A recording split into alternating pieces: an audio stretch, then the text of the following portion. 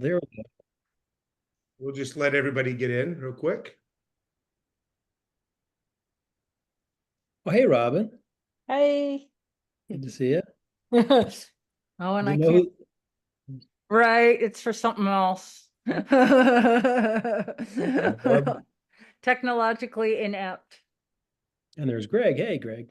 Good evening, or afternoon, whatever it is. Afternoon out here, evening there.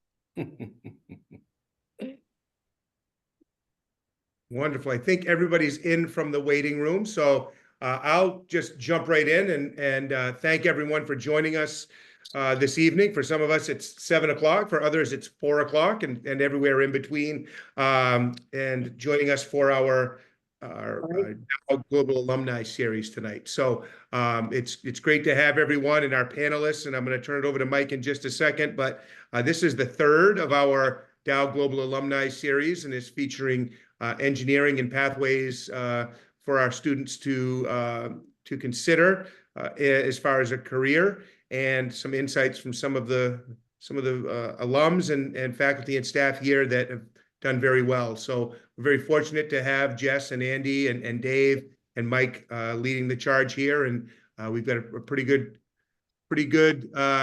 group here, and we've got others joining. So I'll join as folks. As I'll admit people as they look to join, and I just ask that you use the chat feature if you've got any questions, and Mike will go over the ground rules in just a second. But I'll share with him any questions people have. So I'll turn it over to you, Mike. Great. Thanks, Tom. I hope you all can hear me okay. Give me a thumbs up if you can. Okay, great. Well, my name is Mike Dow. Most of you know me, but I'll introduce myself. And if I could just do a couple of minutes on kind of an overview of what we're doing here. This is, we've got this incredible, we've got about 10,000 alumni out there in the world.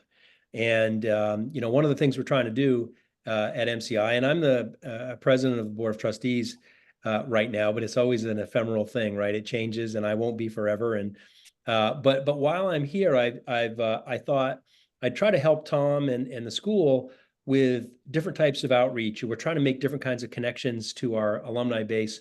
And this isn't about asking for money. Certainly, if you want to give some money, this is a good time to do it. It's always a good time to do it. But that's not what this is about. The idea is that we're connecting our alumni. The last one we did was in April. And if you recall, some of you were there. I did it from Taiwan. I did it from my hotel room in Taiwan. And Jess was telling me that she saw it and she actually thought it was just a fake backdrop. But it was actually the city of Taipei. And it was at 6 a.m. because it was a 12-hour or 13-hour difference at the time. But I'll tell you, in Taiwan, Tom introduced me to an alumni, a guy that graduated from MCI in the early 2000s. And we met another alumni. And I'm telling you, it was the most dramatic thing for me to be in Taiwan. So I studied at Middlebury College, and I studied Chinese, and I lived in Taiwan for a few years. So I'm very comfortable there. But we have 16 partner schools in Taiwan. And to go to those 16 schools and see big MCI posters up on the wall and have everybody talking about MCI. And I went school after school after school after school all over the all over the island of Taiwan, 450-mile long island, 30 million people. MCI has a presence in that country. And so it really inspired me. And I'd already been thinking about this and working with this with Greg Patterson. And we've been brainstorming about some of these ideas about how to do this. But the idea that we have this global, it's not just alumni. We have alumni all over the world doing amazing things. And we wanted to showcase them. And that's what this is all about. This is conversations with our global alumni and around kind of, at least for this first series, grouped around STEM, science, technology, engineering, and math.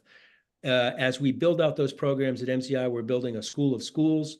And we're trying to build stronger pathways for our students. And by the way, we have these students that get MCI diplomas. They get a dual diploma. They get a diploma from their high school in Taiwan, and they get a diploma from their high school from MCI. They come to MCI in the summers. They come one of the 3 years they're with us. They come one summer. And if you've been to MCI in the summer these days, you see that energy and you see all those kids there. I'll just say one more thing about that, which is that with Scott Ghilambardo and I were doing graduation ceremonies.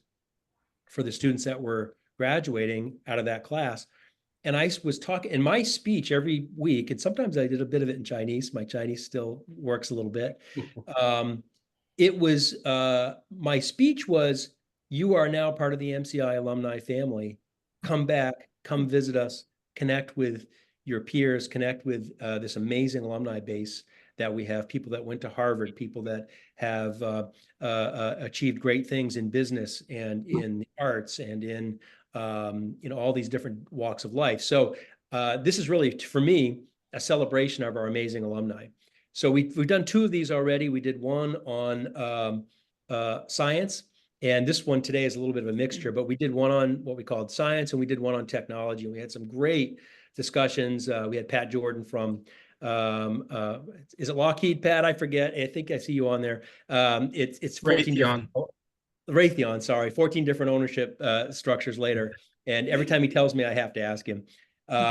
But anyhow, and doing an amazing career in aerospace. We've had Brad Newhouse doing chemistry. We had Lydia Bucher working for Dana-Farber. We've had a bunch of people on this series. So I'm just really excited, and we'll let them introduce themselves. But the other thing that we do here is we have a faculty from MCI with us on these calls to help showcase them as well, but also help make that connection with what we're teaching and how we're thinking about these disciplines at MCI these days. We had Lincoln Robinson, and we had Jessica Libby on in the previous 2 calls.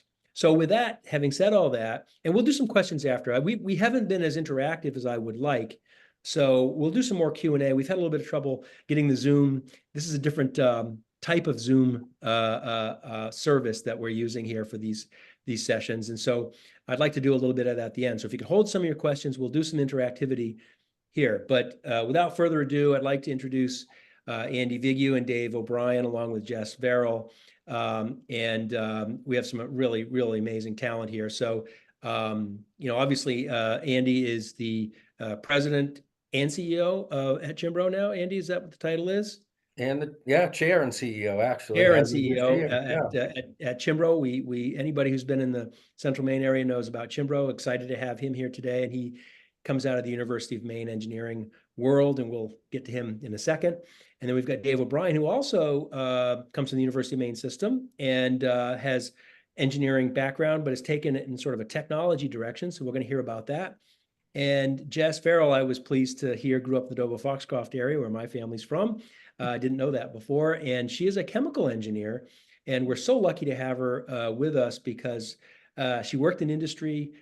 She's got these credentials in this sort of real world perspective, but now she's teaching our kids at MCI. So we're really super lucky to have somebody as flexible and a diverse background as Jess. So without further ado, if I could, we'll start with you, Andy. If we could maybe do a little introduction. If you could just kind of tell us what you're doing now. I think most everybody on the call will know that, but it'd be good, some don't. So if you could just kind of give us a quick overview of what you're doing and sort of how engineering, just maybe quickly before we get the Q&A going, how engineering kind of got you here. Okay, quickly, I got to put the plug in. I'm the class of '89, just so we're clear. But and I come from a family of engineers, and unfortunately, they're not civil engineers like myself. They're nautical, and I was the first to actually break the tradition and not go to Maine Maritime. I decided I'd go to Orono. I was, from a young age, very interested in concrete and earth and building things. So I went to Orono, got a 4-year degree in civil engineering, came out, went to work for Chimbro, quickly learned. I didn't get enough school, even though I thought I had, and went back and got my MBA. Came out of school and came back to work for Chimbro, worked up and down the East Coast. Today, I am back in Pittsfield, though I travel all over the country. We employ 3,500 people in 42 states, and we construct large infrastructure projects. So it can be a building, it can be a bridge, an airport, a terminal. We do a lot of neat things. And our claim to fame and what we do is actually using engineering to figure out different ways to construct things that give us an edge. So we sell that more so than just how fast we pour concrete or erect steel. We try to put some creativity that saves time or saves money for our customers. Cool. I can't wait to get into some more of that. And I know some of what you do because I was at Chimbro for the better part of a decade back 20 years ago. So I love that company and thanks, Andy. Um, Dave, how about you do the same introduction if you could, please? Yeah, I'll introduce myself. Maybe use different facts. I mean, you're actually not Andy. You know what I mean? Oh, me and Andy have known each other for a long time. It's kind of funny that all of us guys that hung out together are now getting old and we're getting asked to do things like this. But okay, so you did work for Andy for 10 years, so is he a good boss? Before I get into my intro. Well, his father was the boss. Andy and I were kind of side by side in those days. Okay, all right. So as mentioned, I'm Dave O'Brien. I grew up in Burnham, Maine. I'm the oldest of 7 boys. I think I'm probably related to Greg. I know I am. My grandmother was Lillian Patterson. My grandfather's Francis Gregnan, ran a hardware store in There Burnham you go. and a lumber yard for years in Burnham. So the O'Brien name's probably infamous around the Pittsfield area. So I graduated from MCI in '87. I'm a little bit older than Andy, and went to University of Maine. I wasn't as good of a student as Andy. I was on the 6-year plan. I actually started in electrical, took a year off, and then came back. I think I graduated from UMaine in December of '93. I knew that when I went into surveying engineering, so I have an engineering degree like Andy, but it's survey based. I knew that I'd probably have to move south because surveying in the wintertime is probably not that pleasant in Maine. And so I moved to Tampa Bay. And really, Tampa Bay has kind of grown up around me and taken me with it, is what I always like to say. When I came, it was a very sleepy city. Nobody lived in Tampa. It closed up in the at night and on the weekends. But now it's a very active city. So I've seen a lot of growth as a surveying company. So I bought into a firm in 1995 and became a 20% owner. Worked there for about 10 years, left there and started ServTech in 2004. And so we just had our 20-year anniversary. We've built it to, and I should mention that my 50% partner is Stacy Brown. He also grew up in Burnham. He's probably a cousin of mine somewhere down the line. You know how Burnham works. So, but in all seriousness, so we started ServTech 20 years ago. We've got now about 110 people. We got 6 offices around the Southeast. And we do, like I said, we started as purely land surveying. And we've morphed into a complete geospatial firm. And what that means is we're not just mapping things from tripods on the ground. We do a lot of aerial mapping from airplanes, helicopters, drones, do a lot of mapping underwater with boats, USVs, which are like drones for the water, do a lot of mobile mapping from trucks and boats and so forth. And you'll probably hear me talk a lot about LiDAR. And if you don't know what LiDAR is, it's basically lasers where we're sending out millions of points a second and collecting imagery at the same time. So we're actually rendering like virtual reality, where we're taking the real world and making a 3D point cloud out of it, which ends up being a 3D model. And when you drape the imagery over it, you can colorize the point cloud so it looks very in tune. So just been very blessed at the growth I've seen, and happy to be here tonight. So thank you. Wow, that's cool stuff too. Can't wait to get into it. So thank you, Dave. Jess, let's give the flyover for you too. All right. So I also went to Orono for chemical engineering. I was on a Pulp and Paper Foundation scholarship, and I went in with no intention of going into the paper industry. But then I met a lot of people in the industry through the foundation, and of course ended up in the paper industry, that being the purpose of the Pulp and Paper Foundation. So went into the paper industry out of school. And I worked for a chemical supplier actually in the industry and worked as a sales engineer. And at first I traveled around like the eastern half of the US primarily. And then I settled in Pennsylvania at a mill in Pennsylvania that I was at until it closed. Because the paper industry, was going through some hard times in the US then. And when that mill closed, I ended up leaving the paper industry and going into the construction products industry, working out of Cambridge, Massachusetts. Again, traveling a lot, but I was working as just a straight up engineer. That was my title, was just engineer, which was an interesting switch for me. and got to work with a lot of different kinds of people, very different manufacturing situations than what I'd been accustomed to in the paper industry. So it was very, very eye-opening experience. And then we decided to move home to Maine. And so I went to work I went back to the paper industry, but doing research engineering for the university of the Pulp and Paper Process Development Center, which was a whole other side of engineering that I really didn't know much about, even though I'd been, I've been a student in engineering, been taking classes with all these professors who were doing engineering research. And then I was actually doing it myself. It was very interesting work. And I took some time off to focus on my family, and then we decided to move to Pittsfield, and MCI took me in. I went to school for engineering, but really always wanted to be a chemistry teacher. And so MCI said yes, and I said, excellent. So here I am, living the dream. And there's a little Chimbro connection there too, right? Yes, and my husband has been working for Chimbro. A big part of the reason we moved to Pittsfield is because my husband has been working for Chimbro since 2005. And so The reminder that seemed like there's a nexus here of business as well, right? Which is that Yes. jobs are created by these folks that you're looking at right here, and that creates activity and opportunity. So thank you, Jess. That's very interesting. So if I could just open the floor with a question for you guys, because you heard I studied Chinese, right, at Middlebury. Don't ask me what that was all about. And I've been in technology most of my career, but I'm not an engineer, and really nobody in my family are engineers. Andy, you talked about your dad and his brothers and, engineering. So that was a very different kind of engineering. That was, engines and running those ships and everything.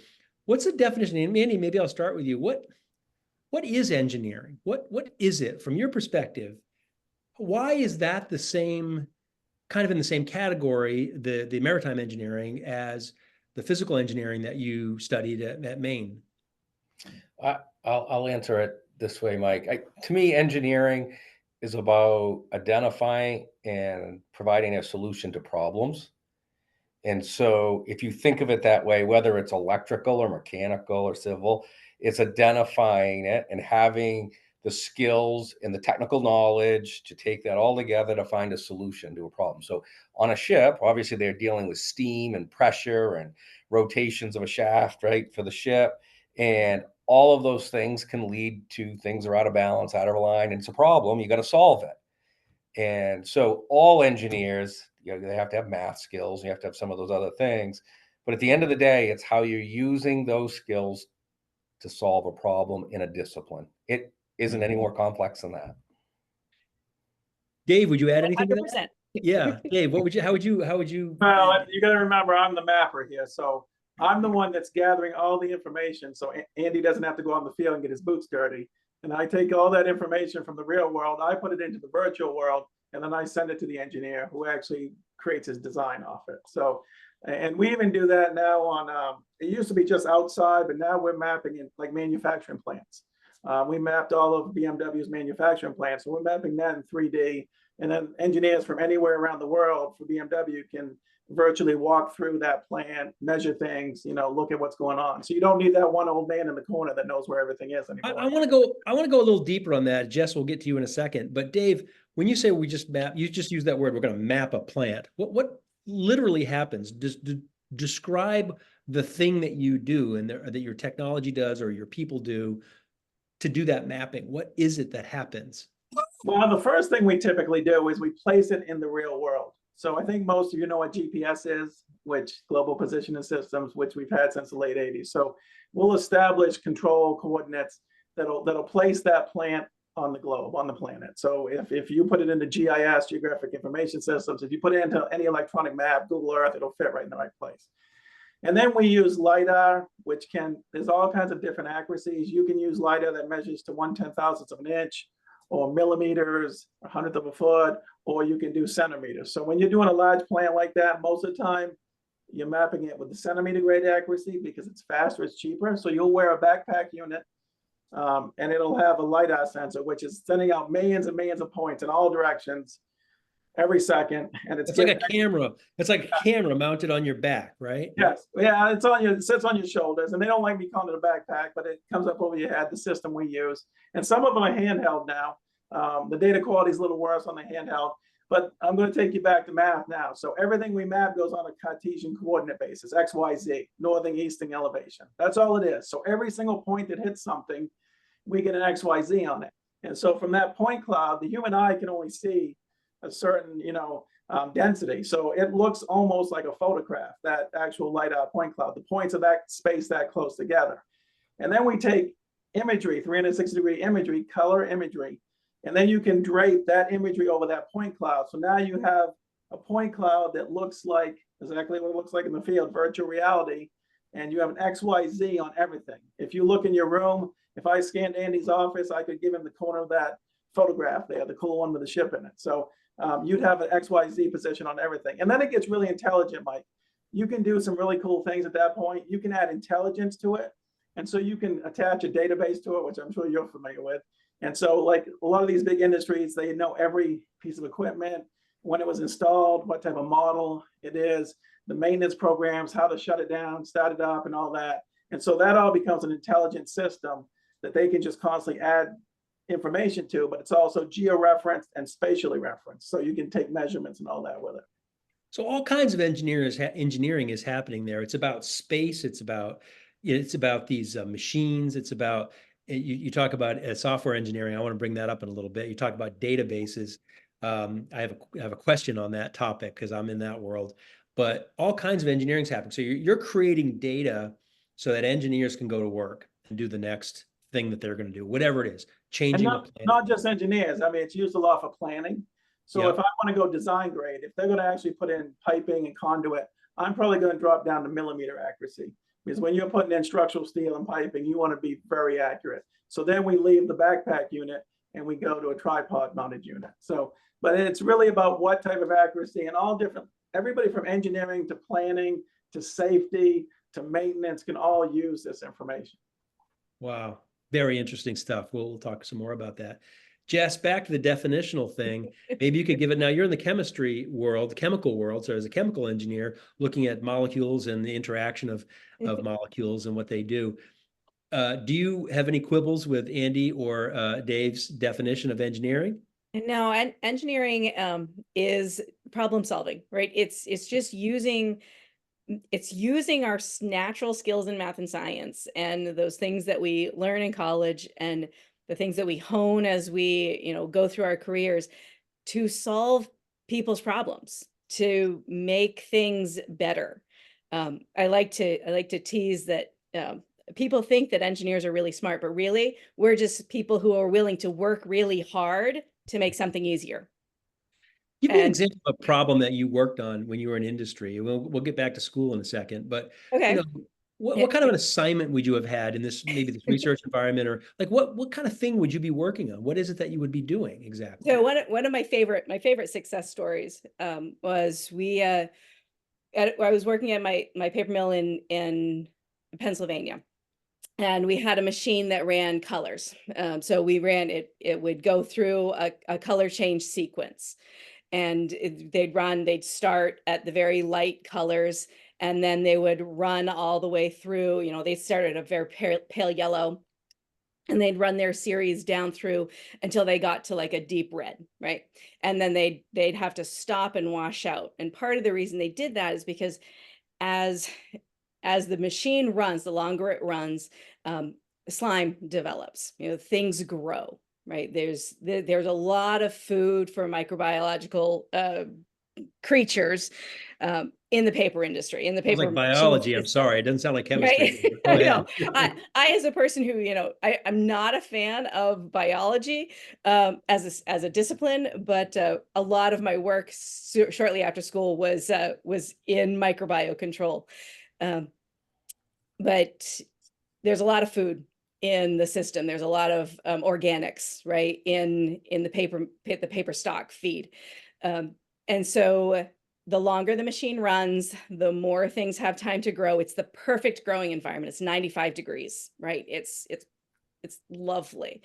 And these bacteria will grow and they leave slime all over the inside of the machine, and then it starts to slough off. Well, if you have, if you run your color sequence right, then as things slough off, then they don't show up so bad, right?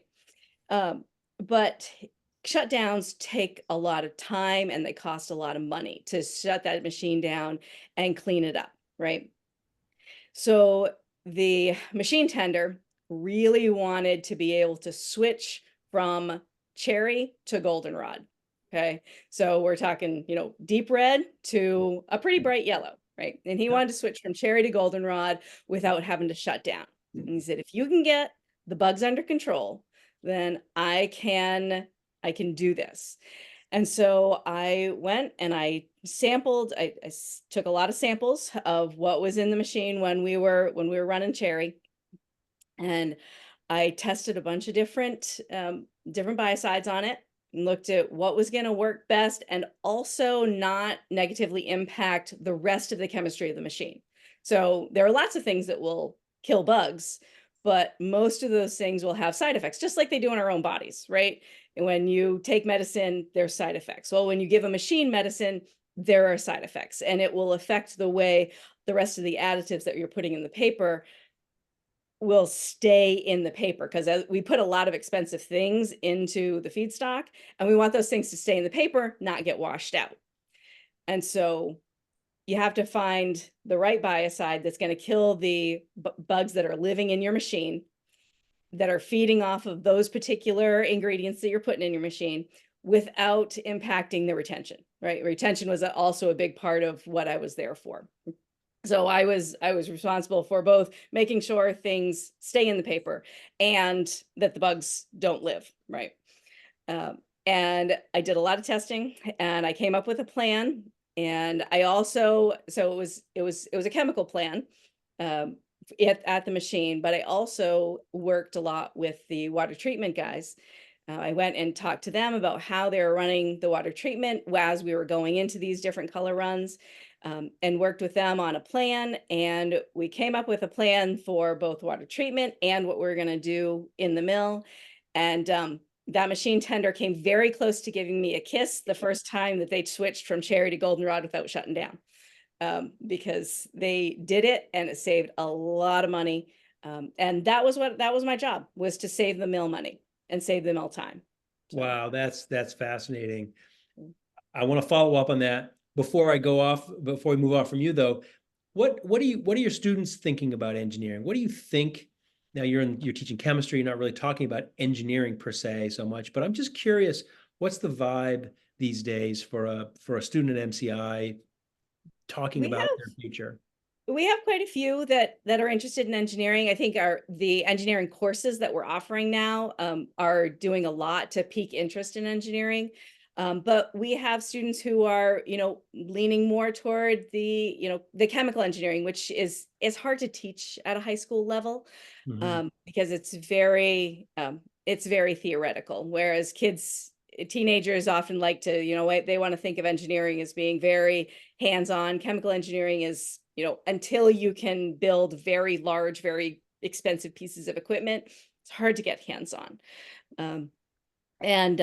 But they're definitely interested. It's that same thing that I had in high school of, well, I'm good at math and I'm good at science. I don't want to go strictly math or strictly science. And I have some people skills, because those are essential for being a successful engineer, in my opinion. And so they're like, oh, engineering might be a good fit. And I like being there on campus with them so that they can come and talk to me like, what is it? Like, is this something that I should pursue? And, talking through what kinds of engineering would be good for them, and where they, what kind of school they should go to do that. And yeah, so it's nice. We've got quite a few Cool. who are heading down that road. The history of Pittsfield is full of the history of construction and the history of engineering. I mean, it's an amazing historical story there. So, and Chimbros, obviously, and the Chinquette brothers and all those folks that came through that company are a big part of that.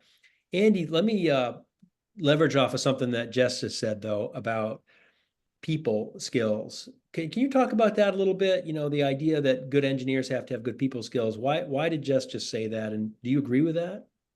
Well, first, I do agree with it. She's spot on. And one of the reasons I went into civil engineering is because I didn't want to be in a paper mill. But somehow I found myself back in a paper mill. But nonetheless, Yeah, me too for a while yeah, there. yeah, right. You know, The so Phoenix Project is how I got started at Chimbro. yeah, so that's the paper industry has its ups and downs. But when it comes to people skills and engineering, as David said earlier, part of it is gathering information. Now, how he does it electronically is really, it's way over my head and it's cool. But when you're in a paper mill and you're out there on the floor, the people running the machine or making the feedstock, you have to be able to talk and communicate. What are they seeing? What are they, adjustments have they made? And get a feel for what's going on and gather all of these inputs and reactions and be able to have that as part of your solution to the problem. And if you don't have people skills, the answer isn't in the book. It's never in the book. The formulas are there, but you got to go get all the right inputs. And that requires that you spend time with people.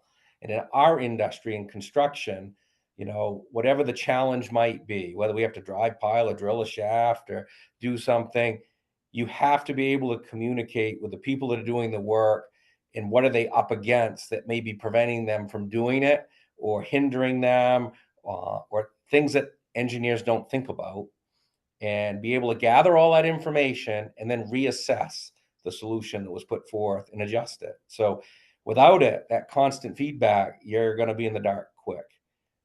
Do you think that drove that kind of human side of this world? Did that drive you a little bit towards your MBA work that you did? Did you kind of feel like I need to see the world from a different perspective than only the engineering perspective, or was there something else to that? Yeah, no, it was part of it was Chuck and Cat, but the big picture of it was you get to solve the problems and get to have solutions. And while I was in engineering school, they didn't spend a lot of time helping you understand how do you evaluate multiple solutions as the best cost solution. It was just a solution. So whatever it might be, it might not be the most practical because it was more expensive, versus how do you evaluate the decisions you're making, even though they're correct, they might not be the most prudent. And when I got into the real world, I quickly could see you have to be able to evaluate and understand what drives the economic engines. And I didn't have the skills. Yes, I could get steam pressures and these tables and go do this and that and get an answer size of beam, but was it the most economical answer? So I went back to school to understand business. Because at the end of the day, regardless of what industry we work in, all of our customers expect, a project within a certain time frame, within a certain budget. And if you don't understand what's driving the cost, you can't compete. So that's what sent me back. That's really interesting. And as we think about MCI and what we're trying to do there with the kids going through school and starting to form a little bit about who they are and what directions they want to go in, we're talking a lot about our strategic plan and how much of this people stuff it should be in there and how much is it about the hard skills. I mean, math is kind of gone forever now, right? Because the large AI models are going to do all the math you ever need to do. So maybe it's all about these kind of synthesis of ideas and this taking of information and doing something with it. Dave, is it true? Would it be true that in some cases people pay you to collect a bunch of information and then they just make a bunch of really bad decisions with it? I mean, because you're kind of at that foundational level, right? Where you're giving them information, but you're like, oh my God, they went the wrong direction with that. I mean, how much of that do you get involved in? Or is it you're so focused on the information not that you don't care, but you kind of don't follow it through to the solution side? Well, I mean, first I want to say one of my favorite sayings is I can teach anybody to survey, to be geospatial. I can't teach anybody the soft skills, to work hard, have a great work ethic, be able to communicate and so forth.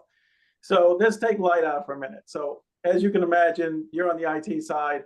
We collect millions of points and then we drape imagery, which is more millions of pixels. And so do you think that data is light? No, it's very heavy data. It's terabytes and terabytes of data. So in the early days of doing all this fancy collection of data and so forth.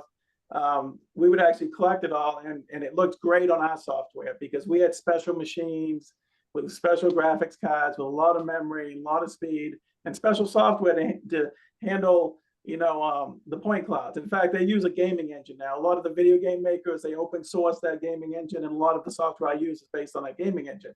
But the clients didn't have that. So you take the power industry, for example. Our airplane would map hundreds or thousands of linear feet or miles of corridor, and they'd get the LiDAR data and they couldn't do anything with it. They just sit it on the shelf. So I wouldn't say they went in the wrong direction, but they pretty much were paying for something they couldn't use. And thankfully, with the advent of more broadband, more memory, better processing, we're seeing that open up, and people are actually starting to work with that now. One of the big disconnects I see with communication is everything that's been said here is dead on. You've got to communicate. I went into engineering or surveying engineering because I didn't want to write. Well, I wouldn't be here today because all the government work, all the city, all the county, all the federal contracts I get, I write hundreds of pages of how I'm going to do this and how my team's going to make this happen. And I have to write resumes and projects. Well, Rosalie Williams isn't on this call, but she'd like to be. Oh, I have Rosalie. I love Rosalie. But what I'm getting at is the young guys coming out of school, I can get them to do a 3D model, get them to draw a 2D drawing. But if I say, hey, man, can you write a report? Can you write a proposal? It's becoming very slim. Young men don't want to write anything. And maybe the whole AI thing is going to take that over. Maybe they won't have to, like it's done with math. I don't know. But I'm actually seeing, if you're going to be successful, you need to be able to speak in public and you need to be able to write successfully, and so people can understand it. And I'm seeing a little bit of a drop off on that. Well, it's interesting. I'm pretty sure it was Brad Newhouse, but I can't remember who it was on one of our earlier calls.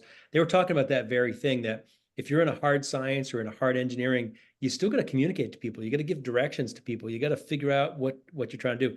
I'm hearing a theme here, and it's really fascinating because I think we're thinking about this a lot at MCI and the strategic plan about offering some of these, like Jess said, offering some of these engineering type approaches, but the Manson essay still matters, right? The Manson essay is kind of the thing, right?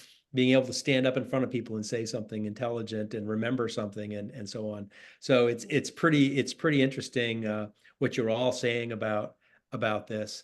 And it's also interesting to think about these different types of engineering and these different use cases. But you're all saying this kind of, it's kind of a theme across these programs that we've been doing. So I think that's interesting. Jess, do you have a question for the other guys? Oh boy. Well, my husband does GIS, mostly GIS work for Chimbro. And so listening to all this talk about, the LiDAR and it's like, oh, that's kind of the world that he lives in. And I hear all about it all the time. And I was just wondering, like, how did you go from like just wanting to do, basic engineering and surveying to going down this road? Like what triggered that? I've always loved technology my whole life. So if I could, and maybe that's why I started in electrical engineering and it just wasn't for me. It was too analytical. I mean, when I worked the whole semester to make a smiley face go across the screen using machine language, that kind of did me in. But and so I've always loved technology. And when I started ServTech, I wanted to build my firm around people and technology, because you need both or you're not going to succeed. So I always tell people, and I laugh about this, and hopefully my wife's not listening, but I reinvest most of the money back into ServTech. So you got to constantly do that. Right now, I'm looking at getting a bathymetric LiDAR sensor, which means the LiDAR will penetrate water, ocean, rivers, and pick up the bottom. Instead of having to do it from a boat, we can do it from an airplane. And instead of doing acres a day, we can do hundreds of square miles in a day. So, and that's probably going to cost anywhere between $2 to $3 million. But so I really had to reinvest back in the company and believe in myself, because I started with just two of us, to get this to this point. So I'd say the biggest thing is having that love for technology, hiring the people that can run with it, because back in the day I could do everything. I can't do everything with technology anymore. I have to admit that's passed me by a little bit. And then to have sacrifice and investing in yourself. And if you do that, I think in the long term, you'll be fine. But it's a sacrifice. I'm married to a teacher, and I think she supported me for many years. So we'll put it that way. So. Yeah, interesting. Andy, I don't know, this hopefully doesn't put you in an awkward position, but we're talking about money a little bit in engineering. Can you tell me, do you know off the top of your head kind of what ballpark we're talking about? I mean, it's interesting. We've done this on some of these other calls. What does an engineer out of University of Maine make these days? What's the kind of the range of a entry level job coming out of the University of Maine? Yeah, so yes, I can answer it. You're not putting me on the spot. We offer in the mid 60s with benefits for full-time employment. Now, that goes up based on their experience. So we have a 4-year internship program. Those that participate all 4 years or 3 of the years, their first number is a 7 when they come out. And depending on where they want to travel and where they want to be, right? Not everybody that comes out of the University of Maine stays in Maine with us. So that has, an upward movement to the number, but it's mid 60s all day long. We look for, I'll say it to you this way, right? We don't necessarily target the valedictorian of the engineering class, whatever they call that person, the highest GPA. We look at strong GPAs and work ethic. And then their ability to collaborate with people and work in teams, it wins it all day long. So nothing against those that excel. That's not what I'm saying. We target those other ones because they tend to stay in the organization and they tend to bring others along their way. And so we're willing to pay for that. And Dave said this in a couple of different ways. I was a fairly good student, but actually, I started businesses, this, and I think this thing that Dave was talking about, showing up on time, hard work ethic, it's amazing how much that stuff still matters. And I think when we were doing some strategic planning at MCI about a year and a half ago, we were talking about this. What are the attributes that we want an MCI person to come out with? And I think, Jess, you didn't go to MCI, but you come from an MCI-like setting at Foxcroft.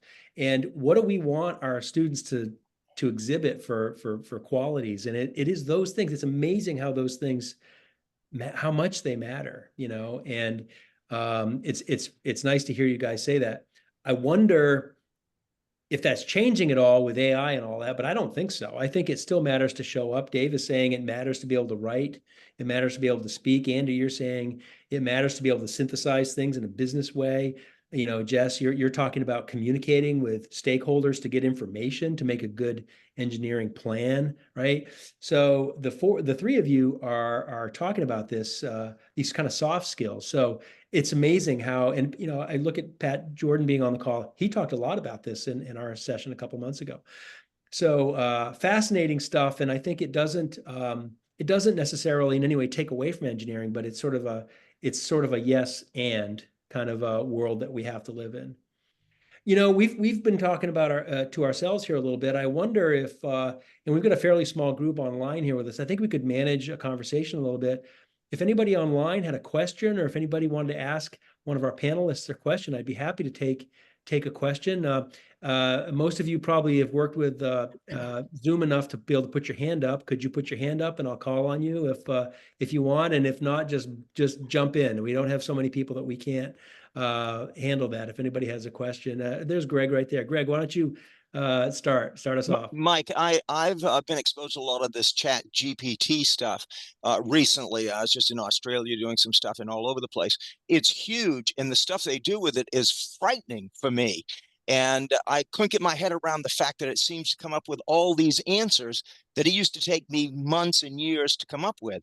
But I finally came up with what I think is a solution, that it has to do with your inputs, I guess. And then it has to do with your editing, and then it has to do with your utility. What do you do with it?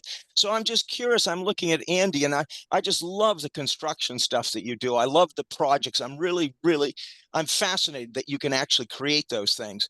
What is this chat GPT doing to you, and how can you use it as a tool for helping you when you build bridges and things like that? Talk to me about that. And Andy, before you answer, let me just say one thing. There's a new type of engineer emerging from this world called a prompt engineer.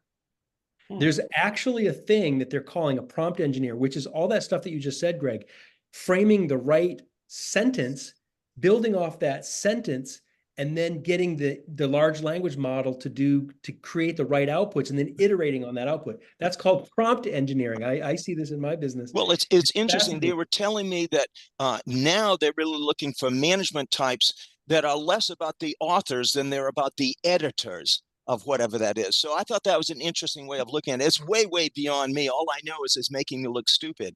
But I'm fascinated by how the future is going to use just chat GPT as a tool. I remember when I went to graduate school way back in the early 70s, we had a Texas Instrument business calculator, and it was the hot item. And instead of spending an hour doing calculations, they'd do it in seconds.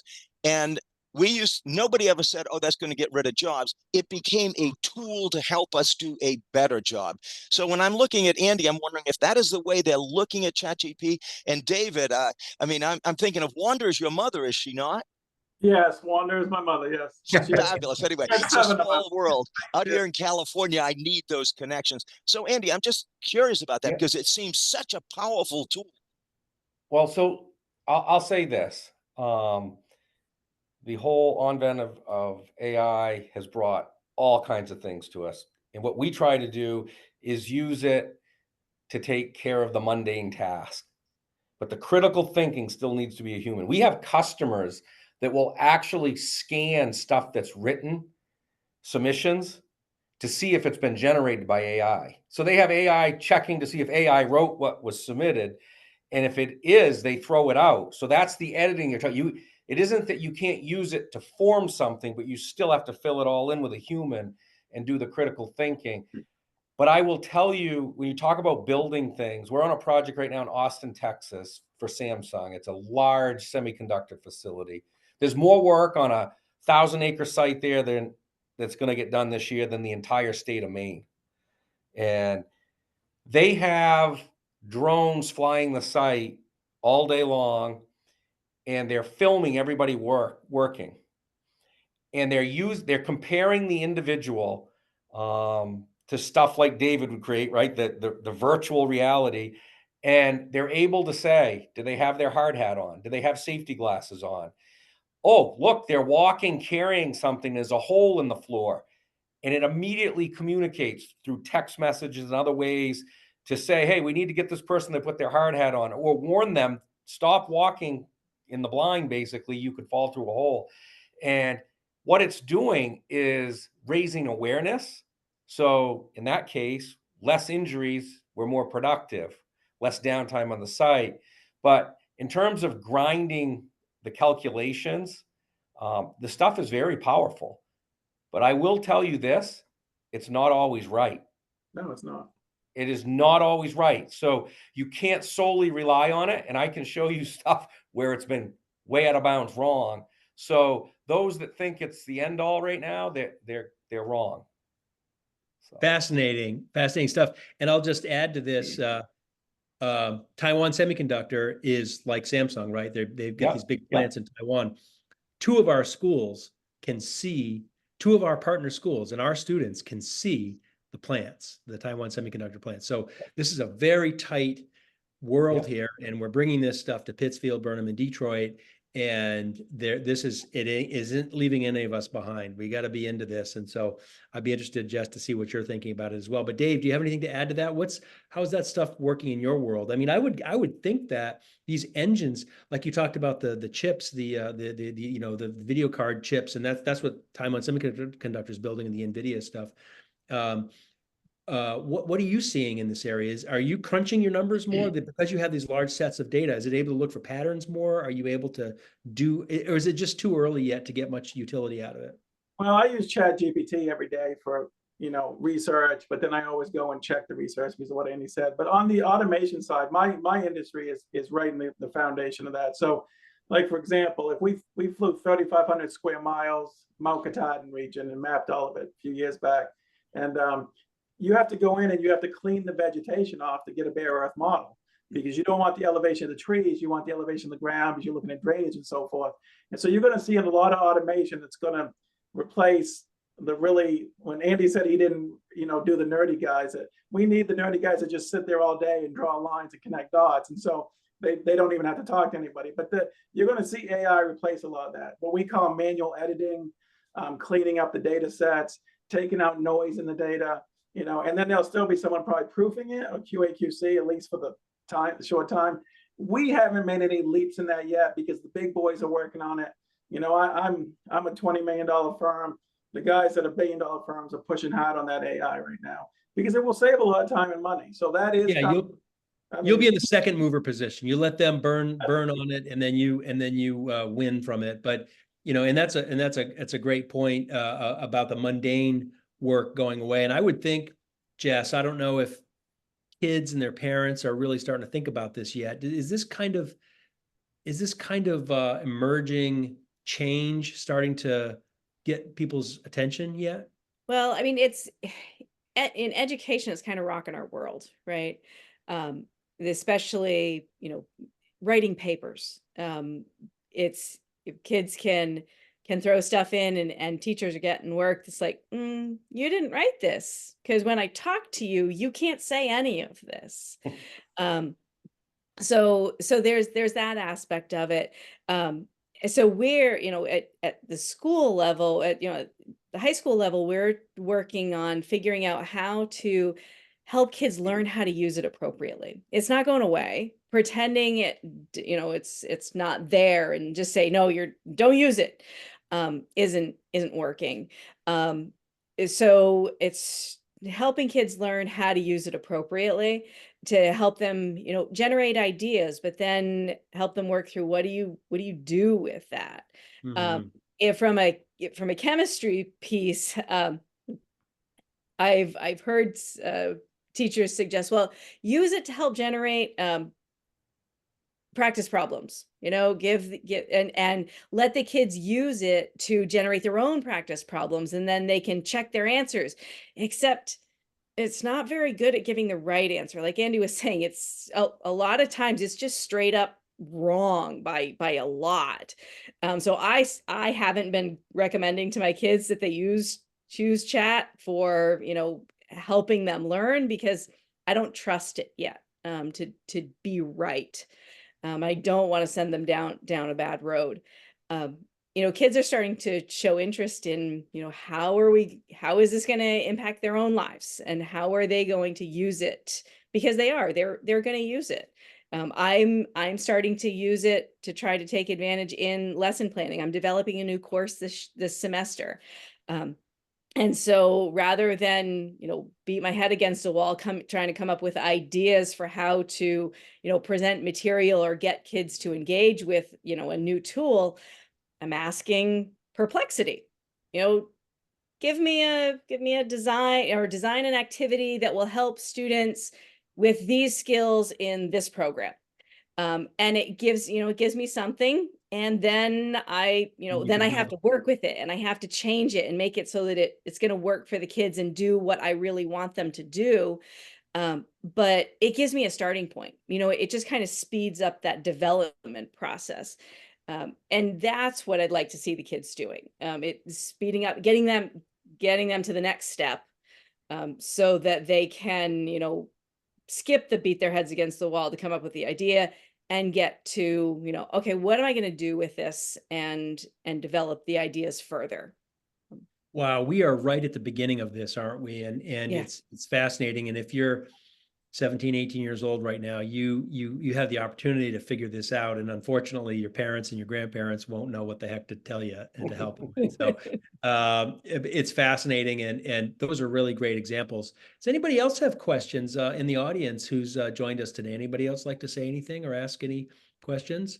Hey, good evening, everyone.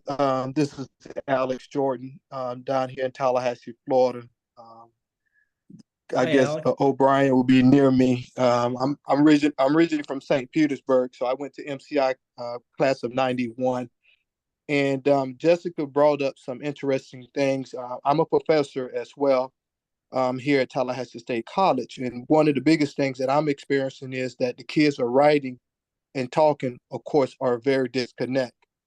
And that's one of the major concerns that I have with my educational business consulting firm, is that the people skills and the soft skills, when we send these students into the workforce, that as we looked at recently a study that the Gen Z are coming in and leaving out as fast as they can from these corporations because they don't have the people skills. People skills makes up a lot of what and how we able to function and get our jobs daily done.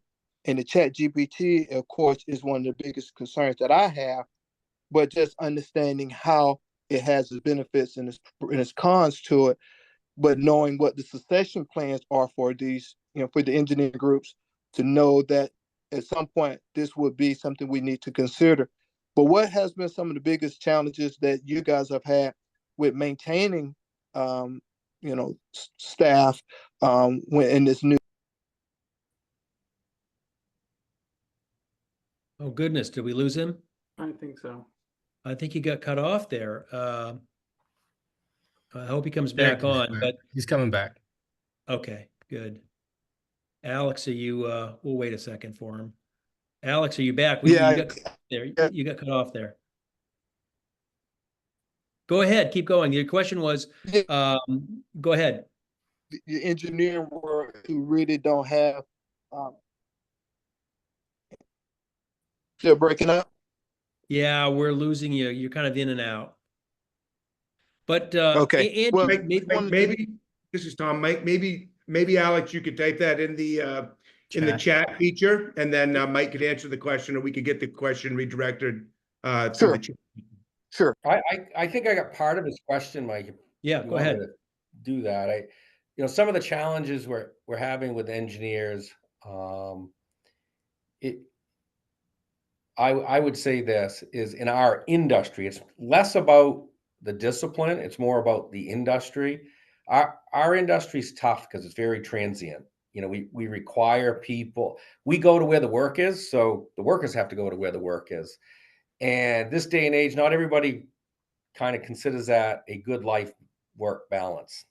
So we're struggling less with their ability to have the skills. We're able to screen and find the students coming out with the skills that are appropriate for what we need, but their willingness to travel and explore, in my words, and build a career, they're not as excited about that anymore as they used to be. And it isn't all driven by money. You can pay more money, they still don't want to go. Yeah. So that's a bigger challenge to us, is because we have to go to where the work is, how do we continue to have an able workforce that wants to be nimble and travel? Andy, that's a challenge for us as well. And I've noticed that over the last few years.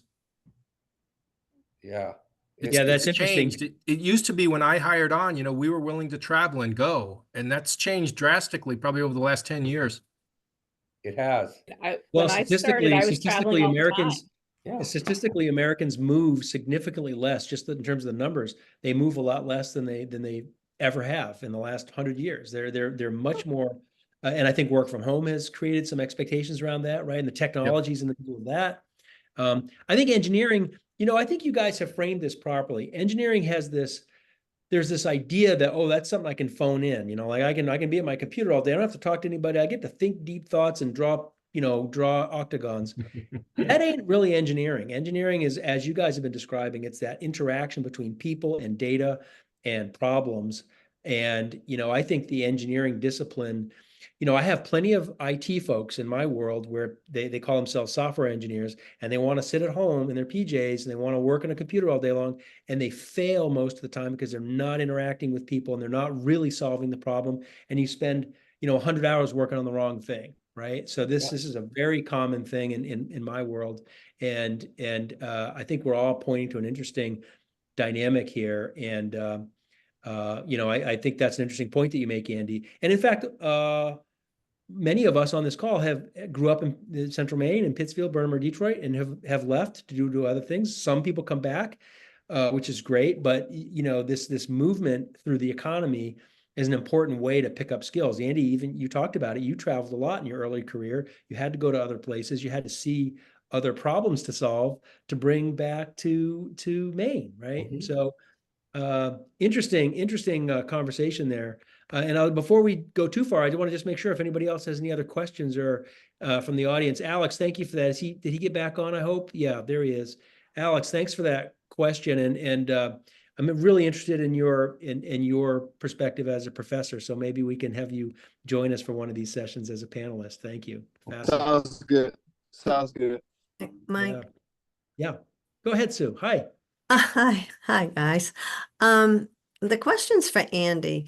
I'm listening to what David has, what he does in regards to his engineering background and what his business is. Does Chimbro use the technology? I'm thinking about building a bridge, and would the technology that David uses help you in building a bridge and knowing what the layout is of the area?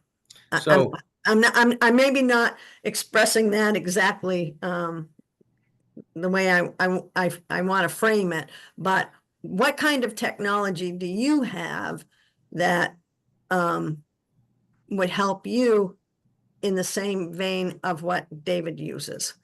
So to answer your question simply, yes, we don't own all the technology that David's company does. We would actually hire a company like David's to do work for us. So like when we build a wind farm, they come in and do the LiDAR ahead of time so we can understand the topo of the land, because we have to build the roads, and all there are is trees. So when he talks about you can't go from the treetops, yeah, we need to know where the earth is. But the project we did right here in Pittsfield for Puritan, so the old Edwards facility that we turned into the Swab manufacturing facility, that was done in record time. And how we did it, we went in and we had some technology and we scanned the entire inside of the building. So we knew where everything was. And we could immediately give that to the engineers, that data, so they could start saying, okay, we have to put all this HVAC stuff on the roof. Will it hold it? No, we need more steel. So add steel. And they would build it into the model, and we do all this clash detection. That's like saying, will the electrical conduit run into the HVAC duct? So we use this technology on almost all of our jobs to look for interferences of things, the sequence in which we're going to assemble the things, the actual surveying part. In scanning, whether it's in the water or on land, we would hire a company such as Dave's to perform that for us. Yeah. Okay. That's what I assumed, but I wanted to, because it looks like what the two of you do would dovetail together. Yeah. Well, and interestingly, I'll just share this because I was at Chimbro for a number of years. Chimbro's relationship to engineering is very interesting.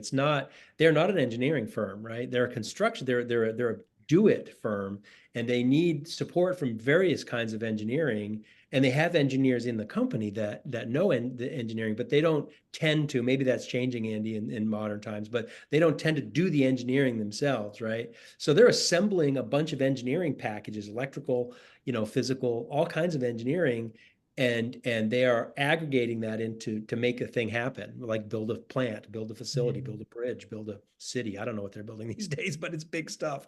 And Andy, correct me if I'm saying that wrong. No, you're correct. We don't do the permanent design, so the stamped engineered drawings, though we stamp our own drawings.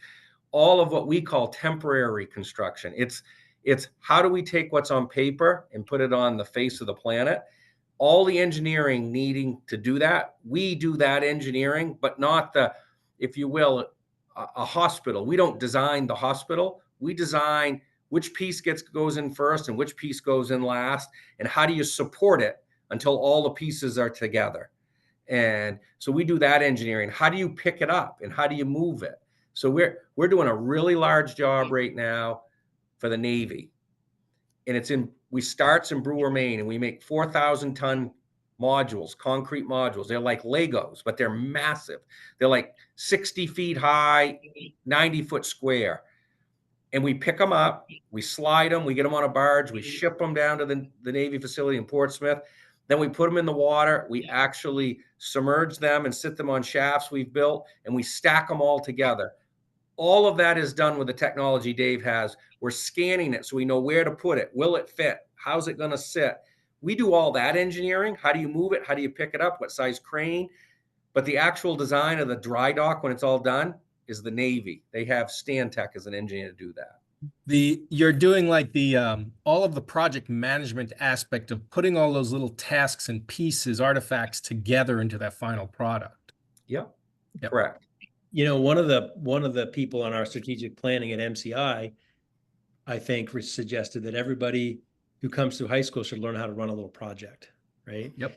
And the history of Pittsfield and all the folks that, you know, grew up in that town and that community have been around projects for a long time. There's an interesting history there. So I'll tell you a funny story with that, Mike. Talk about running projects. So when I was finishing grad school, one of the things is you have to do this capstone project, right? And anyway, I did this project and I gave it, at the time, our chairman was Chuck Chinquette, and I gave it to him. I was pretty proud of the work, right? I graduate and and he read it, and I went in his office. I said, "What'd you think?" And he picked it up and he threw it in the trash can. And he said, "It's not worth the paper it's written on." I was like crushed. He said, "There are lots of people that can write. There are very few that can do it. So I suggest you go do it and stop writing." That's what he said. Classic. Oh, Just yeah. classic. I mean, that was a typical Chuck day, but Yeah, I have a story just like that. yeah. So I think we're getting close to the wrapping it time. This has been a lovely conversation. I guess we'll finish with, if anybody in the audience has a question, and otherwise, Jess, we'll finish with you. But so if you could talk about, you know, where you think engineering is going and where you think we can take MCI. But I wanted to just see if anybody had any last questions or comments from the audience. I just have a comment. It's nice to hear you guys, everything that's going on. It's also nice to hear that as different as the jobs are that we're doing, there's similarity across all of them. I might be working in aerospace, but you know, I see the similarity in what happens at Chimbro. I see the LiDAR that David's working on. We do scans all the time of aircraft, so we know how to retrofit something into an existing aircraft. So what I enjoy is seeing the similarity of everything that we're doing in, you know, with all this diversity that we've got here. There's such a similarity going on. Yeah, it's amazing. And I don't think it's an accident. I think there's something to do with the culture and how we grew up in Central Maine. I think a lot of that drives it. I mean, but I also think it's the economy and the way our economy works. And I'll just say one thing, which is the STEM, you know, orientation that we have around these panel discussions, I feel is missing a thing. And Tom and I have talked about this, and we've even talked about it in our strategic planning, which is back to business. All of us, every one of us has had major life experiences that brought value to us through the business setting. And I know I know that people don't always feel that way about business, but goodness, it's a big deal. And I think that's a wrapper around this engineering as well. That's very important. You know, Dave is talking about, he's solving problems within the business setting as an engineer, or engineering problems, or he's creating data for them. You know, Jess talked, you know, quite a lot about, paper company setting. It's too bad that industry has struggled, but there's plenty of other settings for chemical engineers. So Jess, why don't you take us out with a little commentary? Is this discussion that we've had helping you think about anything at all that might you might bring back to the classroom? Is there anything that you might, you know, I think what it really highlights to me is something that I've always thought, but you know, it gives me more ammunition. It's good to have technical skills. You have to have a technical understanding to go into an engineering world. The technology is making it easier and faster to do those those technical jobs, right? That part of it, the math part of it, and you know, and the physics, right? We have tools to help us do that better and faster. But what gives us a value as people is that ability to work with others, to ferret out the problem, define the problem, help other people define their own problems, right? Like, so what is really the problem? And that is something that is not a math and science skill, right? That's something that is, you know, that's the things that they in the humanities departments and founders, right? That's a founder's thing. That's a you know, JR, On the soccer field. our arts are over in JR. And you know, those are the places where on campus where those skills really are developed. And the kids who are going to go into engineering, they're naturally going to have the inclination and the skills to do the math and the science piece of it. But to be successful, we really need to be investing in their ability to interact with other people, their ability to present themselves, to listen carefully and critically to others, and to be able to stay calm when, you know, I've had machine superintendents screaming at me, to be able to stay calm when that's happening. That my drama teachers were very proud of me. You know, that it's all of those, it's that whole student attitude, you know, philosophy that we really need to be pushing into, and not just saying, well, we need to be making sure we've got good chemistry and good physics and good math. And it's do we have kids who can write? Do we have kids who can speak? Do we have kids who can maintain their composure? Do we have kids who can relate to other people because they've understood other pieces of the world, other parts of the world, other perspectives, so that they can form connection with other people, so that they can hear what the problem is and help people define their problems, and then go solve that problem for them. Well, that's a great way to close out. David Pearson, our head of school, I see that he's on line here as well. David, you want to give us any final comments, and then we'll wrap on that. Gosh, thanks, and to Jess and to David and to Andy to be in here. Just marvelous to see you and to be here and listen to your experiences and your perspectives is breathtaking in the scope of accomplishments. And Jess obviously is here every day and we get to chat and do different things. But it's interesting, and I apologize for being a little bit late, but I was at a chamber meeting finding out about Maine family leave, which is about to change on the 1st of January, and chatting up Senator Farron to come to the school. So I'm multitasking, to say the least. But Mike, you mentioned earlier the Two Pillars Task Force, and I pulled up the spreadsheet of what a portrait of a graduate might look like from MCI moving forward, and looked at the top 5 responses across the entire spectrum of school operations. And number 1 was seek to understand and help others. Number 2 was seek relationships with different people and cultures. Number 3 was learn throughout life. Number 4 was to collaborate.